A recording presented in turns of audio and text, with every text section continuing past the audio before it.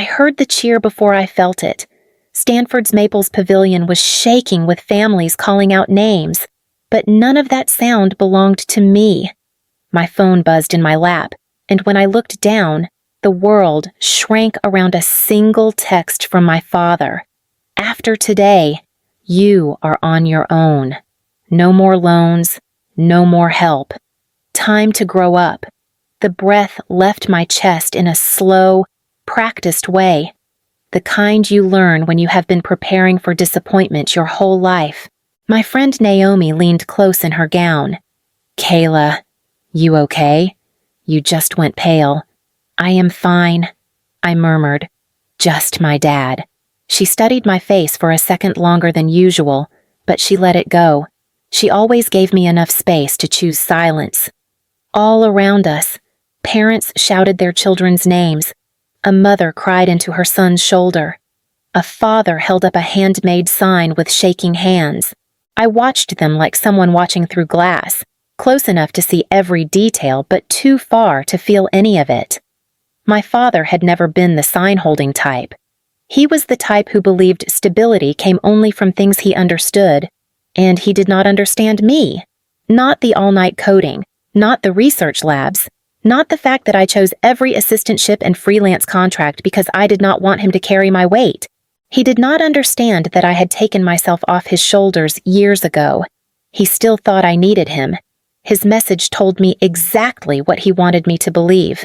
A name boomed from the speakers. A wave of applause rolled across the arena.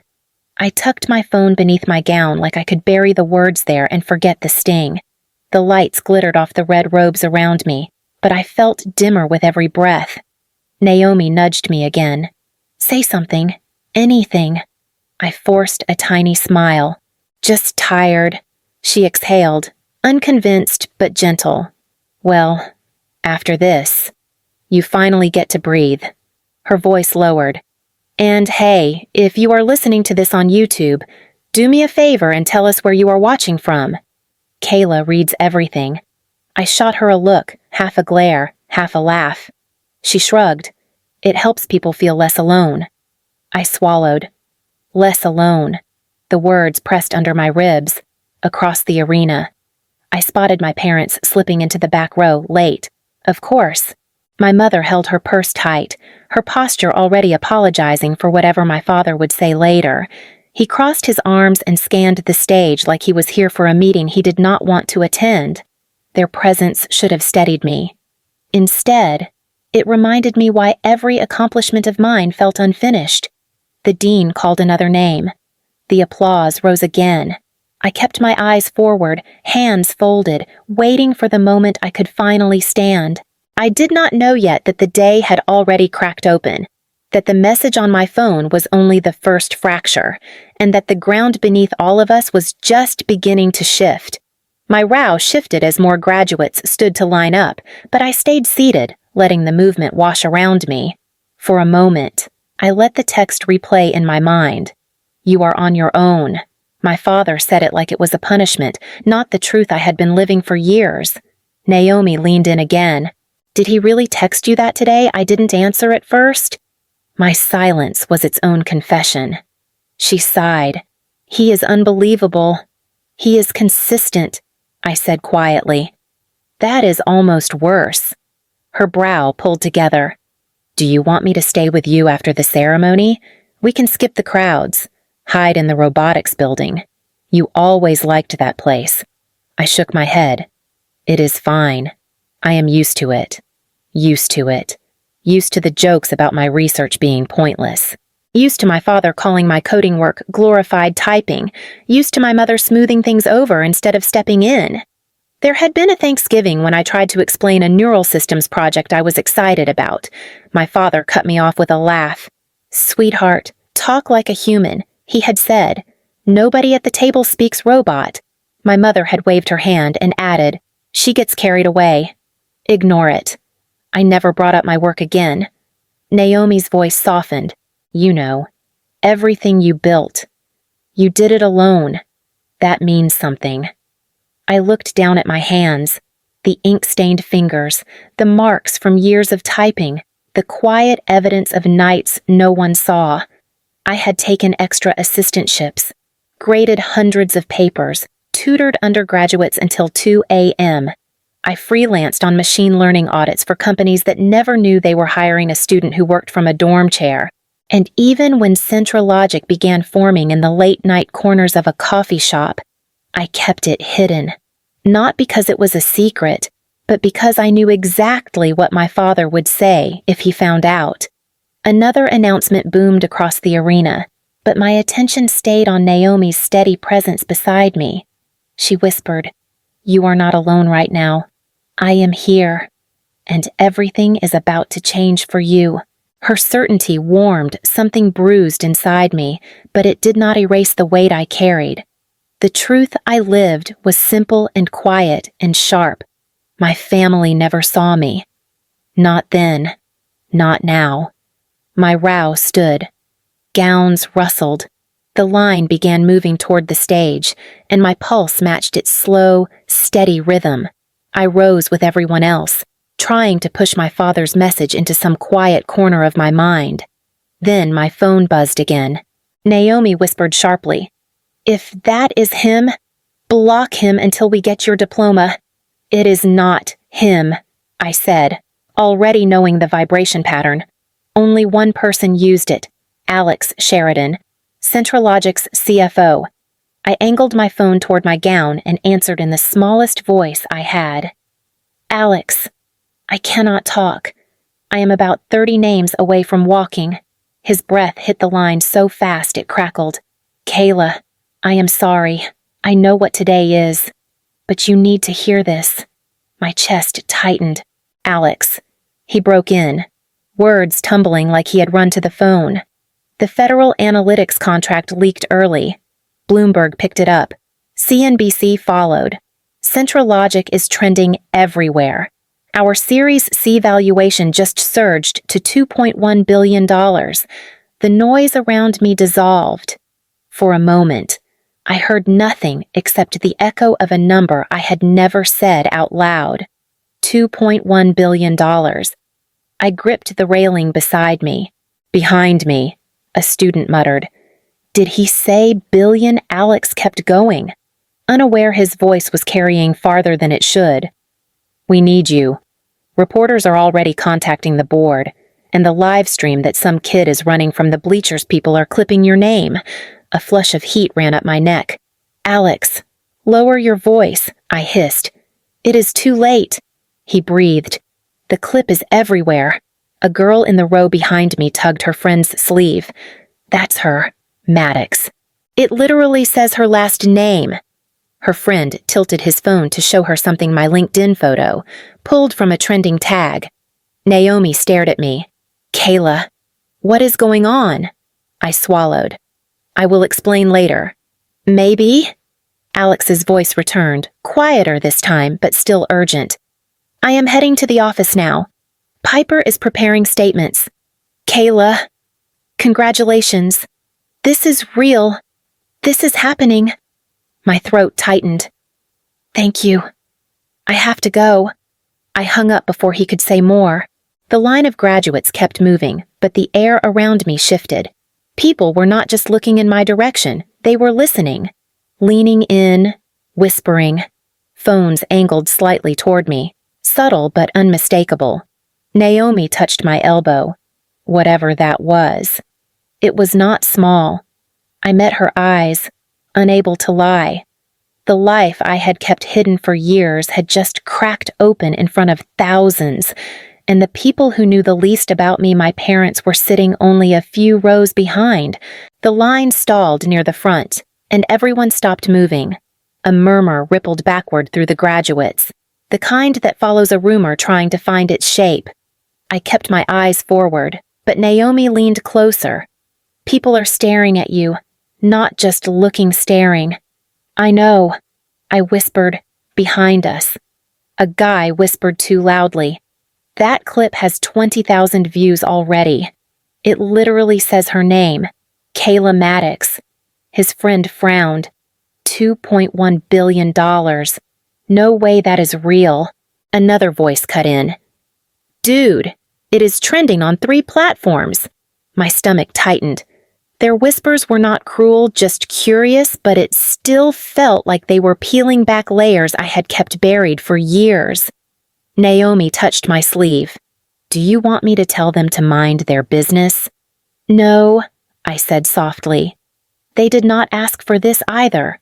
From the corner of my eye, I saw 2 students discreetly lift their phones. They were recording not obviously, but enough for me to notice. A girl caught my eye, then looked away quickly, embarrassed.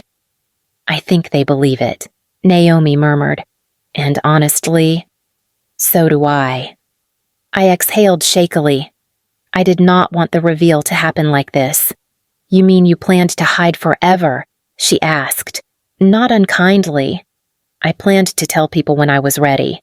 She nodded, understanding the weight beneath my words. "And your parents." I glanced over my shoulder. They were still in the back row. My mother looked confused, scanning the crowd as if searching for context. My father looked irritated, like the ceremony was somehow inconveniencing him. Naomi followed my gaze. "They have no idea what is about to hit them." Her voice was steady, but something in me trembled. The whispers were growing. The air felt sharper, and the truth I had protected for so long was no longer waiting for permission to surface. The graduates ahead of me began moving again, but slowly, like the whole ceremony had thickened. My phone buzzed once more, but I ignored it. I already knew who it wasn't. A voice called my name, my actual name. Not Miss Maddox or next graduate. "Kayla." I stiffened. My parents were making their way down the aisle, weaving through knees and programs and annoyed whispers. Naomi muttered, "Oh no, not now." My father reached me first.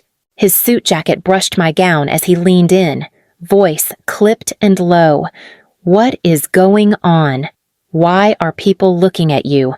I kept my eyes forward. "Please, not here." He scoffed. "You are causing a scene in front of thousands of people." "I am standing in a line," I said quietly. "That is not what I meant." He snapped. My mother caught up, her breath uneven. "Honey, is everything all right? People are whispering, and someone showed your father a video." "A ridiculous video." He cut in. "Someone online claiming you are involved in some billion-dollar nonsense?" Naomi's head turned sharply. "It is not nonsense." My father looked her up and down. "I am speaking to my daughter." I stepped slightly between them. "You do not get to talk to her like that." His eyes widened, more at the shift in power than the words themselves. "Since when do you talk to me this way? Since you walked in here and assumed I was embarrassing you." He let out a short, irritated breath. "Kayla, you need to focus on reality. After today, you are completely financially independent. That is why I texted. I thought you deserved to know. I already knew." I said, "Long before you sent it. That is not the point." "It is exactly the point." He blinked, thrown by how steady my voice was. My mother reached for my arm gently. "Sweetheart, we just want to understand why people are filming you." I swallowed, heat crawling up my throat. "Because they know something you do not." My father's jaw tightened. "And what would that be?" Before I could answer, a voice behind us whispered, clear and deliberate. "She is the Maddox on Bloomberg, the Centralogic one." Another voice followed. "The valuation hit $2.1 billion this morning." My father turned, startled by the strangers validating a truth he had not yet heard from me. He looked back at me like I had staged this entire moment to humiliate him. "That is ridiculous," he said. "You do research. You teach labs. You do not run companies." Naomi shook her head. "She built more than you ever paid attention to."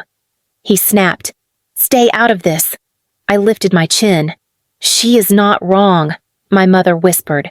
"Kayla, please tell us what is happening." I opened my mouth, but the speakers cut me off as a new name echoed across the arena.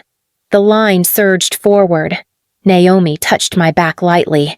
"Breathe." I tried. But with my parents on one side, the watching crowd on the other, and the truth pressing at my ribs, breathing suddenly felt like the hardest thing in the world. The graduates ahead of me stepped onto the stage one by one. Applause rose and fell in waves, but none of it touched me. My parents hovered too close. Naomi guarded my other side, and every second tightened the air between us.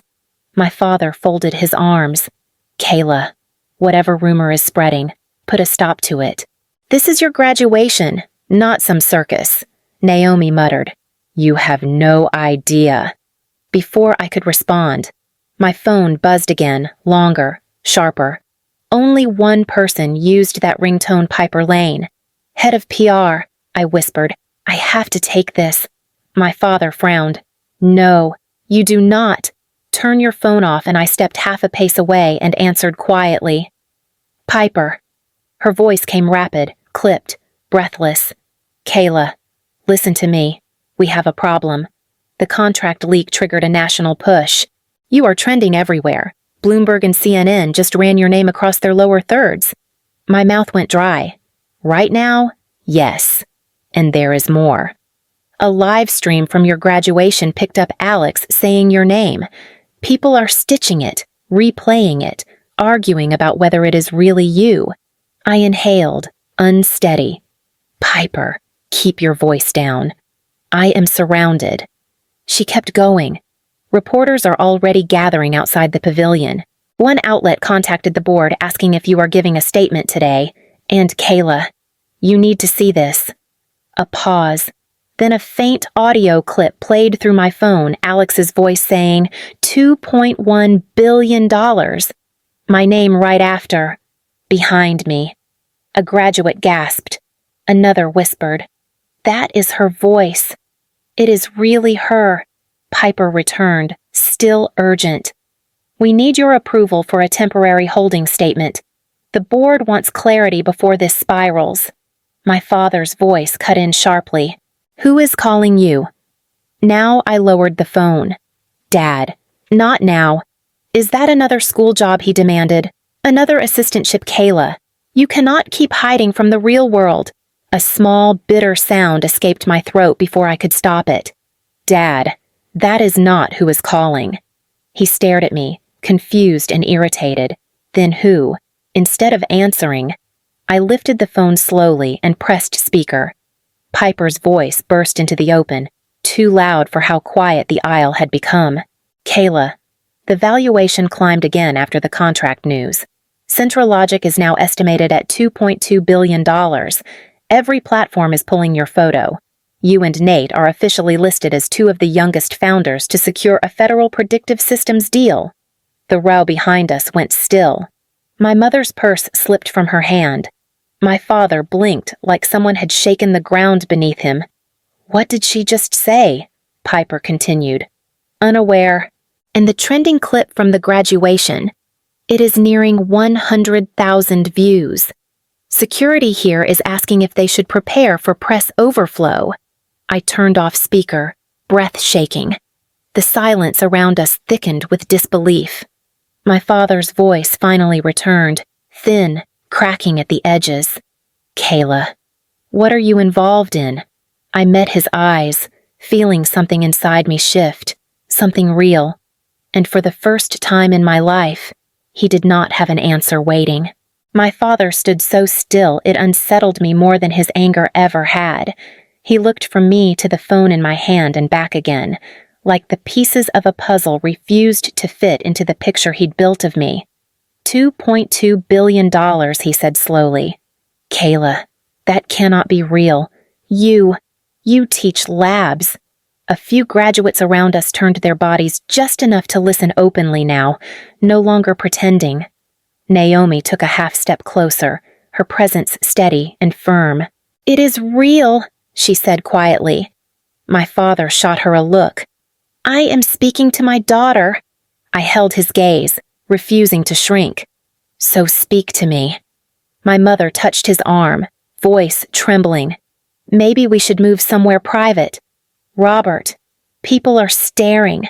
He didn't look away from me. Let them stare. I want to hear this from you." His voice cracked with something unfamiliar fear. "Maybe." I swallowed hard. "You wanted me to grow up." "I did." "That does not answer anything," he snapped. "You cannot expect me to believe you built some company worth billions of dollars. You never asked what I was building." I said. "You never wanted to know," my mother whispered. "Kayla, sweetheart, we did not know how to talk about your work. It always sounded so complicated." Naomi's voice tightened. "She simplified it for you. You never listened long enough to notice." My father turned to her sharply. "Stay out of this." "No," I said, stepping between them. "She sees me." "You don't." The line moved again, pushing us several steps forward before stopping. The dean's voice echoed faintly from the stage, congratulating another graduate, somebody whose family probably understood their dreams. My father's frustration surged back. "What exactly is Central Logic, and how did you get involved in a federal contract?" You are still in school. I am graduating from a doctoral program," I said evenly. "I have spent years improving predictive models for neurological and systems analysis." He stared blankly. The words meant nothing to him. So I tried again. "I help build systems that detect patterns the human brain misses. It saves people time, money, sometimes even lives. And yes, the government noticed." My mother clutched her purse tighter. "Why did you never tell us any of this because you dismissed every part of me that led to it?" I said. "Every passion, every hour I worked, every idea." Silence pressed between us. A graduate behind us whispered, "This is insane. She is literally the founder." Another added, "There is a whole thread about her online. People are rooting for her." My father heard them. His eyes flicked toward the voices, then back to me. Something shifted small, fragile, but real. "You should have told us," he said softly, almost pleading. "We are your family." I felt Naomi tense beside me, waiting for what I'd say. "I tried," I said. "I tried for years, but every time I opened my mouth, you told me my dreams were unrealistic, or silly, or not worth talking about. So I stopped trying." My father's breath hitched. My mother's eyes began to shine. And before either of them could respond, the speakers called the next set of names, my row included. The graduates surged forward again, pushing me closer to the moment where everything my success, my secrecy, my family would collide in front of everyone. Naomi murmured, "Kayla, it is happening. All of it." I nodded, feeling my pulse thrum through my entire body. The breaking point had come, and none of us were stepping back. My name was still a dozen people away when a security guard approached our row, leaning in discreetly. "Are you Kayla Maddox?" he asked. My father bristled. "Why do you need her?" The guard kept his attention on me. "There is press gathering outside the pavilion.